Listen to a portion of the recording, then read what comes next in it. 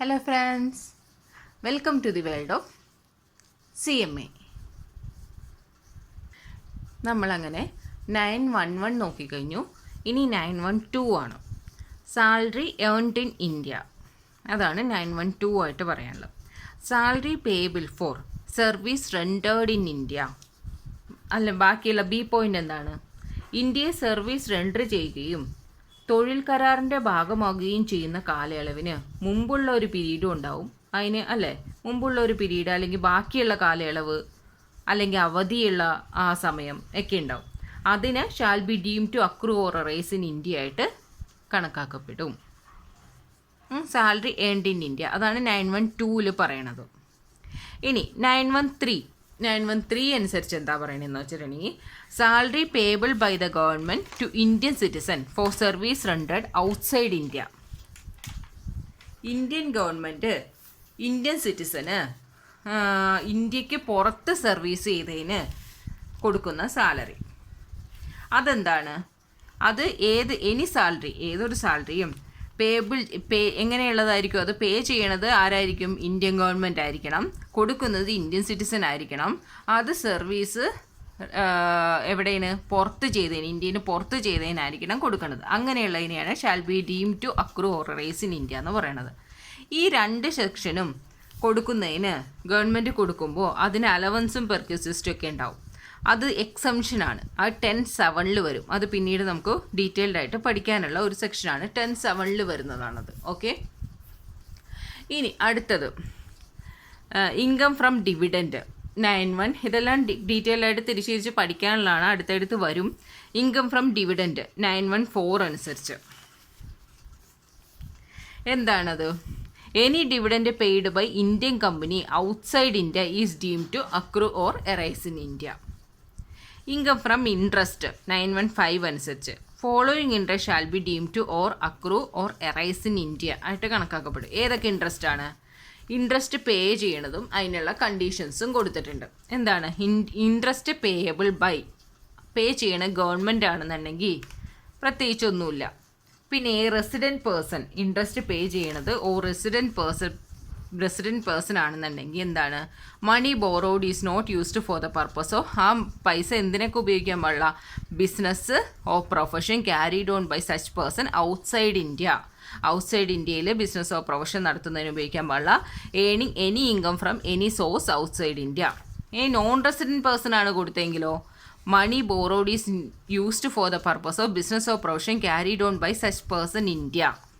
Okay, income from royalty അതാണ് 916 പറയുന്നത്. Following royalty shall be deem to accrue or arise in India. Royalty payable by government ആണെങ്കിൽ കണ്ടീഷനൊന്നുമില്ല. Resident person ആണെങ്കിൽ ഇതേപോലെ തന്നെ എന്തായിരിക്കും? Right, property, information or services are not utilised for the purpose of business or profession carried on by such person outside India. Earning by any income from any source outside India. Non resident ആണെങ്കിലും അതേ റൈറ്റും property ഇൻഫോർമേഷനും അല്ലാതെ business or profession carried on by such person in India. Earning any income from any source in India. എന്തായാലും മനസ്സിലായത്? അതായത് ഒരു resident person ആണെന്നുണ്ടെങ്കിൽ എന്താണ്? അദ്ദേഹത്തെ ആ കൊടുക്കുന്ന റൈറ്റ്, പ്രോപ്പർട്ടി, സർവീസസ് എല്ലാം എന്തിനു വേണ്ടി? ഇന്ത്യക്ക് പുറത്ത് യൂട്ടിലൈസ് ചെയ്യരുത്. ഒരു കാര്യത്തിനും ഉപയോഗിക്കാൻ പാടില്ല. ബിസിനസ്സിനോ പ്രൊഫഷനോ അല്ലെങ്കിൽ ഏതെങ്കിലും തരത്തിലുള്ള ഇൻകം ഏൺ ചെയ്യാനോ ഒന്നിനും വേണ്ടിയിട്ട് ഉപയോഗിക്കാൻ പാടില്ല. നോൺ റെസിഡൻറ്റ് പേഴ്സൺ ആണെങ്കിൽ എന്താ പറയണത്? അത് പുറത്ത് ഉപയോഗിക്കരുതെന്ന് പറയുന്നതിന് പറയില്ല. എന്താ പറയുക? ഇന്ത്യക്കുള്ളിൽ തന്നെ ഏതെങ്കിലും ബിസിനസ്സിനോ പ്രൊഫഷനോ വേണ്ടിയിട്ട് ഉപയോഗിക്കണം, അല്ലെങ്കിൽ ഇൻകം ഏൺ ചെയ്യാനായിട്ട് ഇന്ത്യക്കുള്ളിൽ തന്നെയുള്ള ഇൻകം ഏൺ ചെയ്യാനായിട്ട് ഉപയോഗിക്കണമെന്നും. ഇനി അടുത്തത് income from technical service. Following income by way of fee or technical service shall be deem to accrue or rice in India. Fee or for technical service payable by government ആണെന്നുണ്ടെങ്കിൽ പതിപോലെ തന്നെ ഒന്നുമില്ല. Resident person ആണെങ്കിൽ എന്താണ്? Such service must not be utilised in business or profession carried on by such person outside India. Earning any income from any source outside India. Same തന്നെ. Non resident person ആണെങ്കിൽ such service must be utilised in business or profession carried on by such person in India. Earning any income from any source in India. അതെല്ലാം same തന്നെയാണ്. പിന്നെ അടുത്തത് ഇതൊന്ന് amend ചെയ്താണേ, ഒന്ന് ശ്രദ്ധിച്ചോളാം. Deemed receipt of gift 918 അനുസരിച്ച് When a non-resident or a foreign company received any sum of money referred to in section 56(2)(a), such receipt is from a resident person, such money is received outside India, such money is received on or after 5/7/2019, then such receipt is treated as income deemed to accrue or arise in India. ഒരു non resident അല്ലെങ്കിൽ foreign കമ്പനിയോ ഏതെങ്കിലും ഒരു amount section 56(2)(x) അനുസരിച്ച് receive ചെയ്യുവാണെങ്കിൽ അത് resident പേഴ്സണിൽ നിന്നാണെങ്കിൽ ആ receive ചെയ്യുന്ന ഏതെങ്കിലും റെസിഡൻറ്റ് പേഴ്സണിൽ നിന്നാണെങ്കിൽ അല്ലെങ്കിൽ ഔട്ട്സൈഡ് ഇന്ത്യയിലാണെന്നുണ്ടെങ്കിൽ ആ റിസീവ് ചെയ്യുന്നത് എപ്പോഴായിരിക്കണം? ഓൺ ഓർ ആഫ്റ്റർ 5/7/2019 അല്ലെങ്കിൽ അതിന് ശേഷം ആണെന്നുണ്ടെങ്കിൽ അതിനെന്താ വയ്ക്കാം? അതിനെ ട്രീറ്റ് ചെയ്യണത് income deem to accrue or rice in India എന്നുള്ളതാണ് തരത്തിലാണ് അതിനെ ട്രീറ്റ് ചെയ്യുന്നത്. നെക്സ്റ്റ് ജനറൽ ഇല്ലുസ്ട്രേഷൻ 8 ആണ്. Mrs M, a foreign national, come India every year for 90 days since 2004-5. നമുക്ക് ഈ ഇയറിൽ 5-6 തുടങ്ങി ആക്കാം. Determine her residential status for the previous year 2021. Will your answer differ if she come India for 100 days instead of 90 days every year? അപ്പോൾ ഇതെങ്ങനെ ചെയ്യാം? ഒരു 2005-6 90 days വെച്ച് എല്ലാ വർഷവും വരുന്നുണ്ട് അല്ലേ? അപ്പോൾ 2020-21 വരുവാൻ നേരത്ത് അവളുടെ റെസിഡൻഷ്യൽ സ്റ്റാറ്റസ് നോക്കാനാണ് പറയുന്നത്. ആ 90 ഡേയ്സ് എന്നുള്ളത് 100 ഡേയ്സ് ആയിട്ടുണ്ടെങ്കിൽ എന്തെങ്കിലും ഡിഫറൻസ് ഉണ്ടാവുമോ എന്ന് ചോദിക്കണം. നമുക്ക് നോക്കാം. അപ്പോൾ ഇതെങ്ങനെ ചെയ്യാം? ഇതിൽ 2020-21 നോക്കിയിട്ടുണ്ടെങ്കിൽ 2020-21 നോക്കിയിട്ടുണ്ടെങ്കിൽ ഫസ്റ്റ് കണ്ടീഷൻ എന്താണ്? സെക്ഷൻ 61(a) അനുസരിച്ച് പറയുന്നത് എന്താണ്? 182 ഡേയ്സ് ഓർ മോർ എന്നുള്ളതാണ് അല്ലേ? പക്ഷെ ആ 182 ഡേയ്സ് ഓർ മോർ എന്നുള്ളത് ഇവിടെ പോസിബിൾ അല്ല. 90 ഡേയ്സേ വരുന്നുള്ളൂ. അതുകൊണ്ട് തന്നെ ഈ കണ്ടീഷൻ എന്താവും? ആപ്ലിക്കബിൾ അല്ല. അല്ലാന്നുണ്ടെങ്കിൽ എന്ത് കണ്ടീഷൻ വരും? 61(c) വരും അല്ലേ? 61(c) ആണെങ്കിൽ എന്താണ് പറയണത്? 60 ഡേയ്സ് ഓർ മോർ ആണ്. 60 ദിവസമോ അതിൽ കൂടുതലോ മതി. എന്തായാലും ഇവിടെ എത്ര ദിവസം വെച്ച് വരുന്നുണ്ട്? ഓരോ വർഷം 90 ദിവസം വെച്ച് വരുന്നുണ്ട്.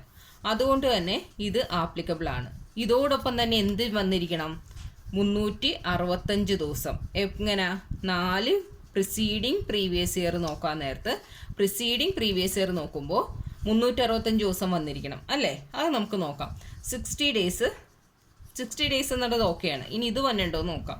90 ദിവസം വെച്ച് അടുത്ത 4 പ്രീവിയസ് ഇയർ എടുക്കുമ്പോൾ 360 ദിവസമേ വരുന്നുള്ളൂ. ശരിക്കും 365 ദിവസം വരണം. അപ്പോൾ 90 ദിവസം വെച്ച് വന്നതുകൊണ്ട് എ എന്താണ്? എയുടെ ആൻസർ നോൺ റെസിഡൻ്റ് ആണ്. ഓക്കെ, ഇനി ബിയുടെ ആൻസർ നോക്കാം. ബിയുടെ ആൻസർ എന്താണ്? ബിയിൽ എന്താ പറയുന്നത്? 100 ഡേയ്സ് വെച്ച് വന്നാൽ എങ്ങനെയാണ്? 100 ഡേയ്സ് വെച്ച് വന്നാലെന്ന് പറഞ്ഞാൽ 61(a) ആപ്ലിക്കബിൾ അല്ല. 61(c) 60 ഡേയ്സ് എന്നുള്ളത് ഓക്കെയാണ് അല്ലേ? 61(c) അനുസരിച്ച് 60 ഡേയ്സോ മോറോ 60 ഡേയ്സിനേക്കാൾ കൂടുതൽ വന്നിട്ടുണ്ട്. 100 ദിവസം വന്നിട്ടുണ്ടല്ലോ. അത് കഴിഞ്ഞിട്ട് ഇനി പ്രിസീഡിങ് പ്രീവിയസ് ഇയർ എടുക്കുമ്പോൾ എങ്ങനെയാണ്? 100 × 4 എടുത്തു കഴിഞ്ഞാൽ എത്രയായി? 400 ഡേയ്സ് ആയി. അപ്പോൾ എന്താണ്? ഈ കണ്ടീഷൻ സാറ്റിസ്ഫൈ ചെയ്യുന്നുണ്ട്. ഏത് കണ്ടീഷൻ? സെക്ഷൻ 61(c) സാറ്റിസ്ഫൈ ചെയ്യുന്നുണ്ട്. അതുകൊണ്ട് തന്നെ അദ്ദേഹം എന്താണ്? റെസിഡൻ്റ് ആണ്. ആ പെണ്ണ് മോണിക്ക റെസിഡൻ്റ് ആണ്. സോ റെസിഡൻ്റ് ആണ് എന്നുണ്ടെങ്കിൽ ഇനി അടുത്തത് റെസിഡൻറ്റ് ഓർഡിനറി റെസിഡൻ്റ് ആണോ നോട്ട് ഓർഡിനറി റെസിഡൻ്റ് ആണോ എന്നുള്ളത് നമുക്ക് നോക്കണം അല്ലേ? അതിനുള്ള കണ്ടീഷൻ എന്താണ്? അതിന് 6(6) അനുസരിച്ചാണ് നോക്കേണ്ടത്. 6(6) അനുസരിച്ച് ഓറല്ല ആൻഡാണ് വരുന്നത്. എന്താണ് പറയുന്നത്? 6(6) അനുസരിച്ച് 6(6) അനുസരിച്ച് വന്നാൽ 10 വർഷത്തേക്ക് മുന്നിലുള്ള 10 വർഷം എടുത്തിട്ടുണ്ടെങ്കിൽ അതിൽ 2 വർഷം റെസിഡൻ്റ് ആയിരിക്കണം. പിന്നെ എന്താണ്? 7 വർഷം എടുത്തിട്ടുണ്ടെങ്കിൽ 730 ഡേയ്സ് ഇന്ത്യയിൽ ഉണ്ടായിരിക്കണം. ആ 2 കണ്ടീഷനും സാറ്റിസ്ഫൈ ചെയ്യണം. അപ്പോഴേ ഓർഡിനറി റെസിഡൻ്റ് ആവുള്ളൂ. ഇനി നമുക്ക് ഓരോ വർഷവും നോക്കാം അല്ലേ. ഇപ്പോൾ അതിന് മുന്നേ ഉള്ള 2 വർഷം ഫസ്റ്റത്തെ ഇത് തന്നെ അനുസരിച്ച് നോക്കാം. 2021 അല്ലേ എടുത്തത്. ഇനി 90-20 ഇതേപോലെ തന്നെ എന്താണ് 60 ഡേയ്സ് വരുന്നുണ്ട്. 60 ഡേയ്സ് കൂടുതൽ വന്നിട്ടുണ്ട് അല്ലേ. 60 ഡേയ്സ് എന്നുള്ളത് പോസിബിളായി. അടുത്ത എന്താണ് പറയണത്? അടുത്തത് 365 ദിവസം വന്നിട്ടുണ്ടോ? തീർച്ചയായിട്ടും 365 ദിവസം വന്നിട്ടുണ്ടാവും അല്ലേ. അങ്ങനെ 2 പീരീഡ് നമുക്ക് കിട്ടും. അപ്പോൾ ഫസ്റ്റ് കണ്ടീഷൻ എന്താവും? 6-6 ഫസ്റ്റ് കണ്ടീഷൻ ഓക്കെ ആവും. എന്തായാലും 400 ഡേയ്സ് വരും. 400 ഡേയ്സ് വരുമ്പോൾ അത് റെസിഡൻ്റ് ആവും. 2 ഇയേഴ്സ് റെസിഡൻ്റ് ആയിരിക്കണം. 2 ഇയേഴ്സ് റെസിഡൻ്റ് ആയിരിക്കണം എന്നുള്ളത് കണ്ടീഷൻ എന്താവും? ഓക്കെ ആവും. അപ്പോൾ ഫസ്റ്റ് കണ്ടീഷൻ ഓക്കെ ആയി. ഇനി സെക്കൻഡ് കണ്ടീഷൻ എന്താണ്? 7 ഇയേഴ്സ് എടുക്കുമ്പോൾ 730 ഡേയ്സ് വേണം. 730 ഡേയ്സ് വേണം. 7 ഇയേഴ്സ് എടുക്കുമ്പോൾ 730 ഡേയ്സ് ഉണ്ടാവുമോ? 100 ഡേയ്സ് വെച്ചിട്ട് 7 വർഷം എടുക്കാൻ നേരത്ത് 700 ഡേയ്സേ ഉണ്ടാവുള്ളൂ അല്ലേ.